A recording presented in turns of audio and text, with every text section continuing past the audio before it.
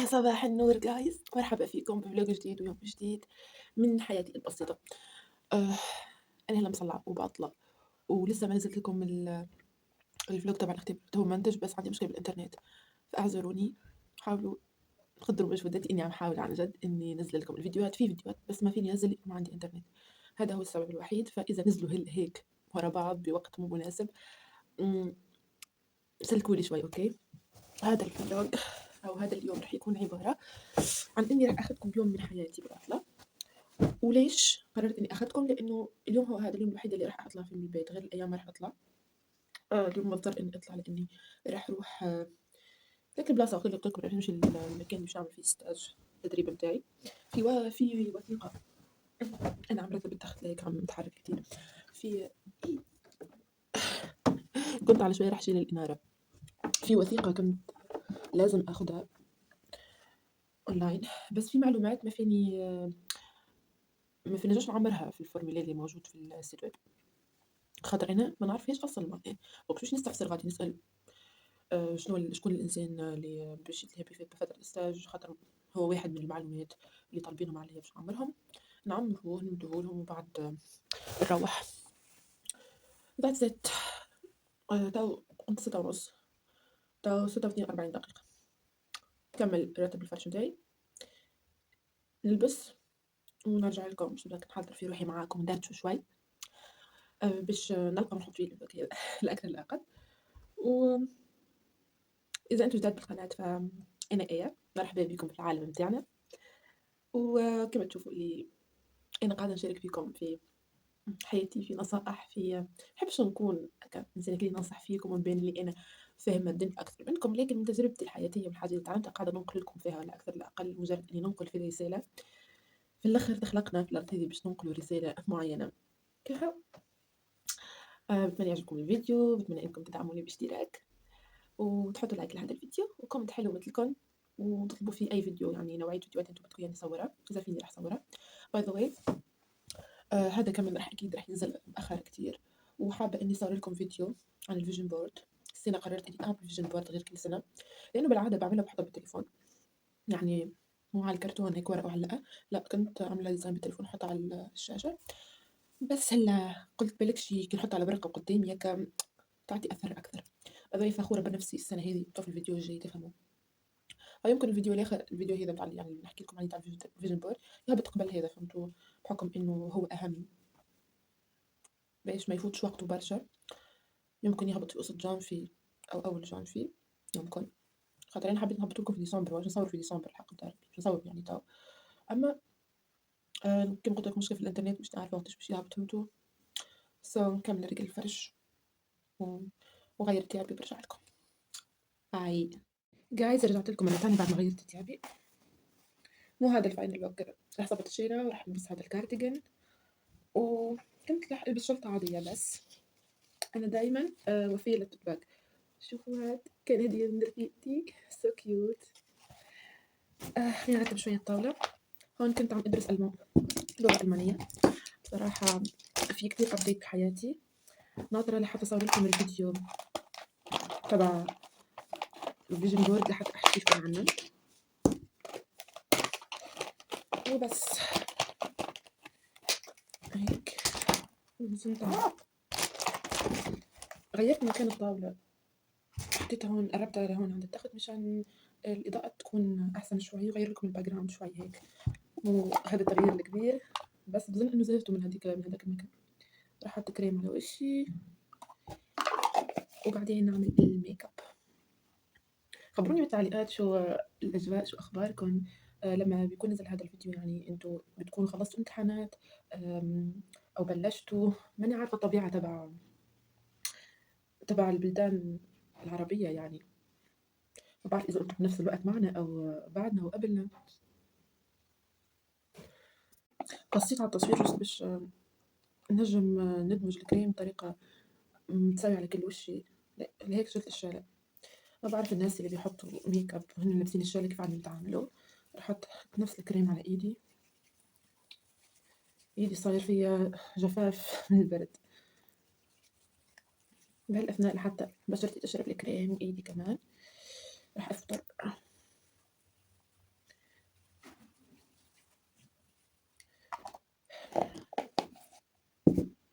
للي ما بيعرف أنا بكالوريا علوم، وفي مواد اختيارية أو مادة اختيارية نختار إحنا إنه ندرسها.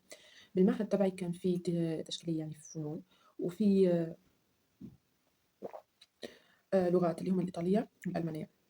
وبالسنة الثالثة قبل يعني البكالوريا، ثالثة سنة ثانوي، بنختار شو بدنا. أنا اخترت ألمون، لغة ألمانية، وكفيت فيها. فبعد ما خلصت هيك البكالوريا وجاني لحظة تفكير إنه أنا ليش ماخذتها إذا ما أنا بدي في طور فيها حالي. يعني شو هي اللي استفدته، شو الشيء اللي ربحته إذا كل وقتي ضاع بالبكالوريا أنا عم أتعلمها وعم امتحن مشانها، وبعد ما أخذ شهادة البكالوريا يعني أنساها وأتخلى عنها. وقت لي الهدف متاعي من إني خذيتها هو إني أطور حالي بشي لغة. باي ذا واي أنا بعدين قلت لكم، باي ذا واي أنا يعني إنسانة بحب أتعلم لغات برشا.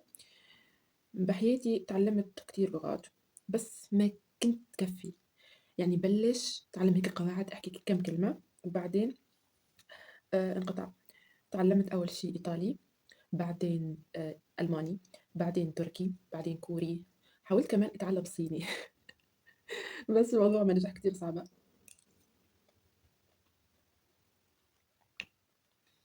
غير الإنجليزي والفرنسي اللي بعرفه من زمان. بس كل صيف كنت عم طور حالي بالإنجليزي، لأنه مني شاطرة فيه القد. يعني أنا بحبه بس على قلة استخدامه، يعني إني ما استعملوش. فالحوار تبعي كتير ضعيف، بينما إنه فيني أكتب بس ما فيني أعمل هيك حوار سريع، كتير بيغلب الموضوع.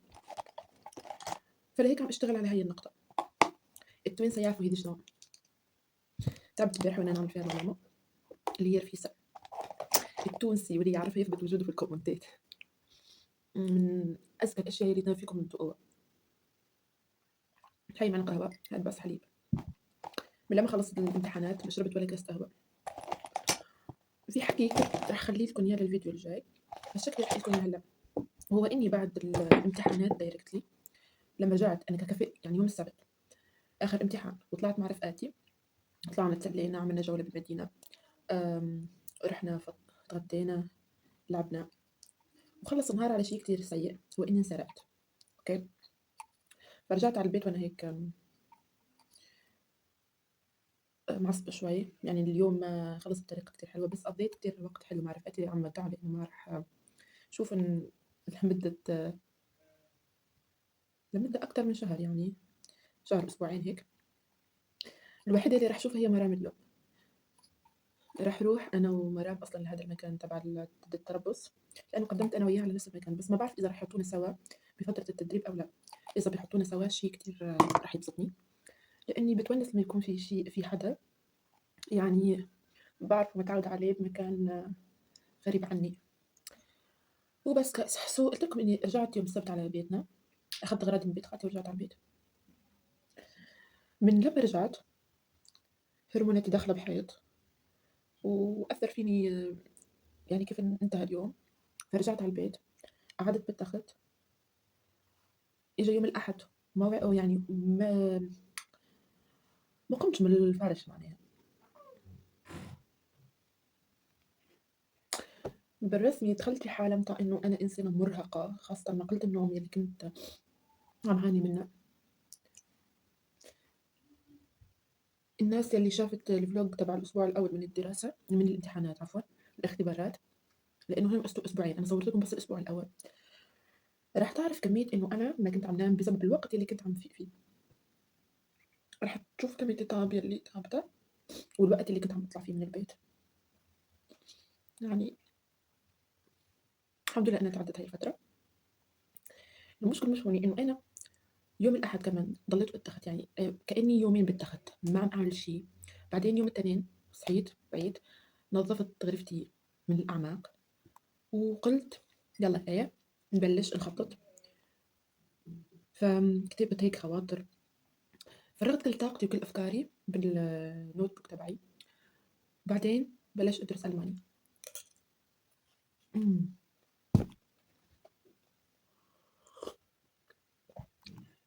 فهذا اللي صار معي. اليوم هو الخميس، جايز بظن انه رح اتاخر على البنت، يمكن هي اصلا نسيتني، بس رح كفي جهز حالي واطلع وبشوفكم لما بلاقيها. اوكي، باي باي. وهون جايز الصوت ما كان موجود، وانصدمت بعد ما اكتشفت هذا الشي. فهلا مضطرة إني أعملكم فويس أوفر مثل ما عم تشوفوا. هون كنت بس عم أحكي لكم إنه ما لقيت أي شيء، يعني أي طريقة أتواصل فيها مع مرام، وما بعرف هي وين، إذا طلعت أو لا، إذا رح تروح أو لا، لأنه ما كان في عندي رصيد بالتليفون. فاضطريت إني روح أشحن مشان أكلمها، و... وخلص قالت لي يعني روح استناها وهي رح تجي. هون كنت عم أتمشى، عم فرجيكن أنا وين. عم أحكيكن ما بعرف بشو لإني نسيت، بس خليكن معي. وهون شفت مرأة لابسة لباس تقليدي، فحاولت إني ألقطها، بس مرقت بسرعة. عن جد كتير بفرح لما بشوف ستات كبار لابسين هداك اللباس اللي نحنا في تونس يسموه السفسيري. بالرسمي قديش هم كيوت، يذكروني هكا في الزمان القديم اللي أنا ما كنتش فيه. بس وهوني لاحظت إنه فما سياح، خاطرها منطقة سياحية. كان في صينيين وكوريين وفرنسيين بعتقد. ف هداك الباص طبعا، هاد هو جامع قباء بن نافع يلي مشهورة في مدينتي اللي هي مدينة القيروان.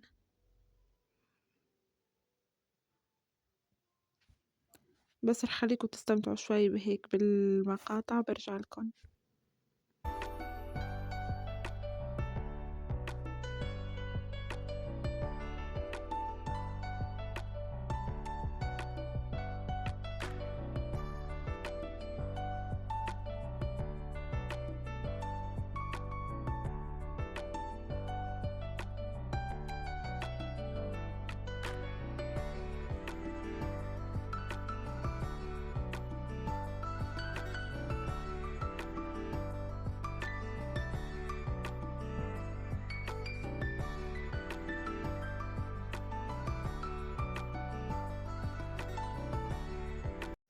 So guys، هون كنت قاعدة وكنت عم أحكي لكم عن أتفه موقف صار معي. هو إنه في مرة ورجال ظنوا متزوجين وكوريين، كانوا عم يصوروني. أنا بقصد إنه يمكن كانوا عم يصوروا المكان اللي وراي، بس لأني كنت موجودة هونيك فكانوا عم يصوروني معه.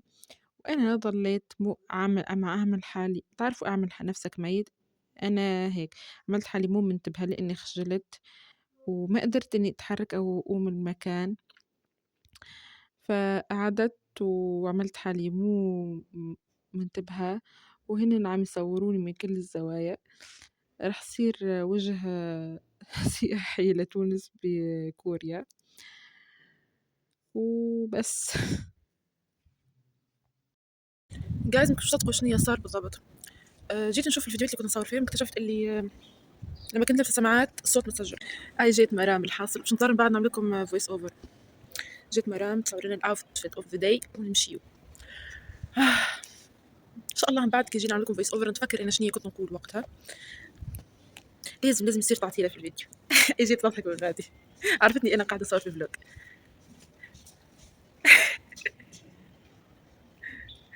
الكاميرا وومن بتاعنا اليوم انتي. تحبي تظهري في الفلوج اليوم ولا ايه؟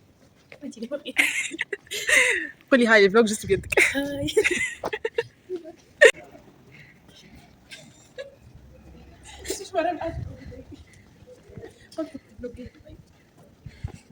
يا شوي اسمعني بركة، ان شاء الله بركة يعجبك.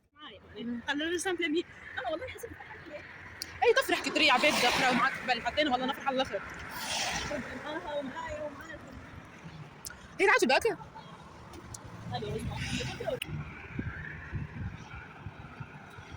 بس هم عبيد قليل اللي يجيبوا كنترول يعاودوا عادي شو معناها ثاني هيك تجا ثالثه خاطر تجا ستريس 10 مرات. ريتي عشتوا. عشتوا. مريم ترجيك تشهر في اليوتيوب. ما تحشمنيش عاد. قول لهم انا غايبه نخلطوش على راسي وجودي عايش. اقنعوها في الكومنتات باين وجه، اقنعوها بالله باش كي نبدا انا وياها نصور في فلوق نصور على راحتي، باش نحس روحي نحكي وحدي مع خيال. بنتي نسمع فيك. هذه العيد باش هما يسمعوني. انا معاك. بالرسمي جايز اكتبوا لها في الكومنتات باين وجهها، شجعوها. اي نبدا عرفتها كيف هاكي ظهرتي مش ترسلي نخبيك. بعد المونتاج انا اللي نتعب نقطع في وجهها ونغطي فيها ماشي نضرب الكل. يعني صار بتشوفها باش ترى عبد ويده هو موجود ومش موجود وانت ما تفهمش ترى. تحس ديجا قمه في التشوه. مش فيني تو هذا التليفون غير ما نحشم باش نعبد على حتى حد. هذيك هو لازم يكون الور كل بكري في الزناقي بالرسمي مهبط تليفون وحاشمه. اي مش نجم نهز التليفون نحكي كيما هكا العباد تغزر لي الكل. تو في يصلح لي قهوه انا قاعد داير يغزر لي.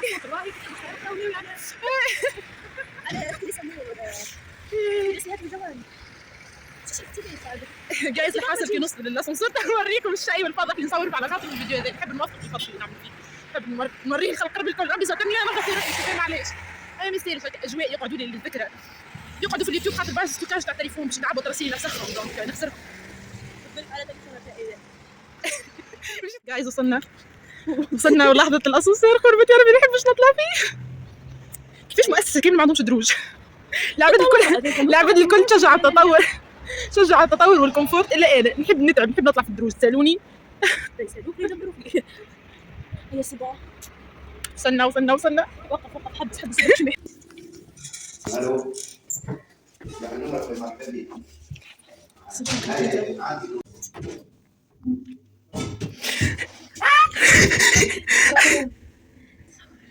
مصيبة.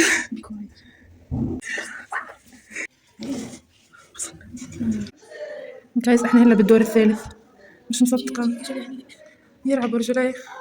انا كنت راكبة في هذيك مرة يا كيفاش طلعت من دريش. جايز بالرسمي حبيت اصور لكم هكذا شي ساعة طلعنا ومن بعد وريتكم الرياكسيون تاعي بالرسمي اصلا تلهيل. تعرفوا جايز ردة فعلي بالأسانسير ما صورت كاملة لأنه من كثر ما كنت خايفة ف نزلت وقفت الفيديو يعني بالغلط ومتصور كل شي هيك لقطات بسيطة بس عن جد كنت رح انهار.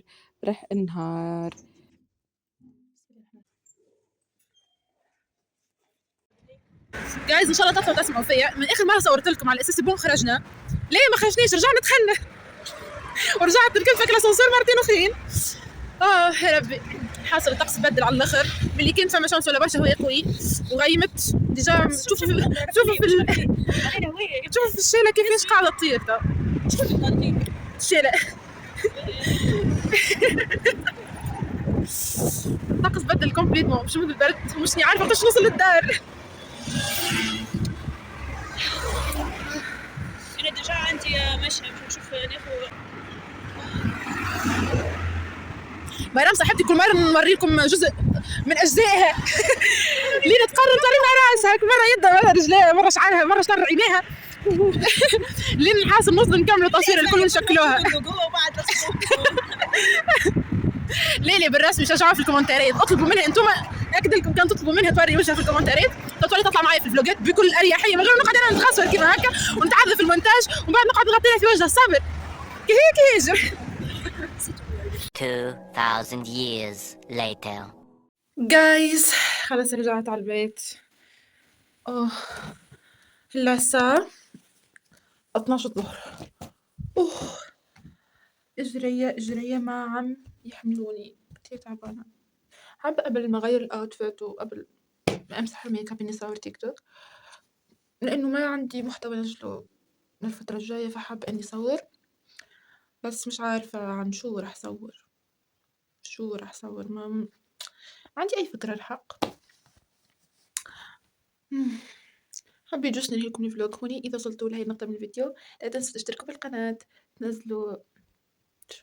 تشتركوا بالقناة اكتبوا لي حلو كومنت حلو من مثلكم تفعلوا جرس التنبيهات وتحطوا لايك بس. thank you for watching and نشوفكم امتى وين بالفيديو الجاي ان شاء الله. باي باي.